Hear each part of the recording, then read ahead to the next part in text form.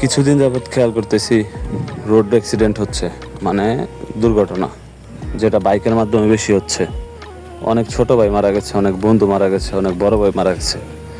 আসলে বাইক চালানোটা ঠিক আছে, কিন্তু এরকম উগ্রপন্থীভাবে চালানোটা আমি কখনোই সাপোর্ট করি না।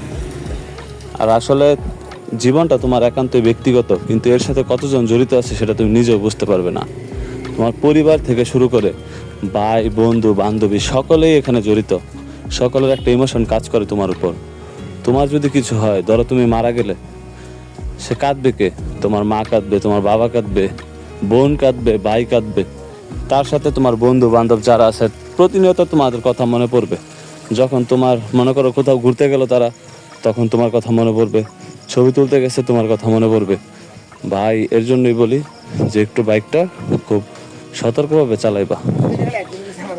ঠিক আছে, বাইক তোমার রানিং চালাইতে মন চাইবে এগুলা, কিন্তু তবু নিজেকে কন্ট্রোল রাখতে হবে। বেপরোয়া গাড়ি চালায় আসলে কেউ কিছু করতে পারে না। 2 মিনিট আগে যাবা, 2 মিনিট পরে যাবা, কিন্তু জীবনটা তোমার বেঁচে যাবে। একটু ভাব দেখাইতে যাবা, সমস্যা। তো ভাবটা কেন দেখাইতে হবে? ভাবটা একটু কম দেখাও।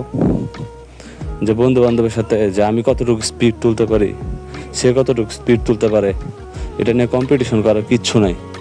সবশেষে একটা কথাই বলতে চাই, জীবনটা তোমার একার না, এর সাথে অনেকে প্রত্যক্ষ পরোক্ষভাবে জড়িত আছে।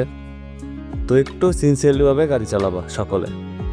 কি বলবো এখন, চোখের সামনে যখন খুব কাছের লোকগুলোর মৃত্যু হয়, তখন চোখ দিয়ে পানি পড়ে না, কিন্তু মনের ভিতরে কি হয় সেটা নিজে বুঝি। কারণ আমার কয়েকজন বন্ধু মারা গেছে, বড় ভাই মারা গেছে, ছোট ভাই মারা গেছে। কি বলবো, আর কিছু বলার নেই। সাবধানতার সহিত গাড়ি চালাবেন সকলে, এটাই। আর কিছু বলার নেই আমার। ধন্যবাদ।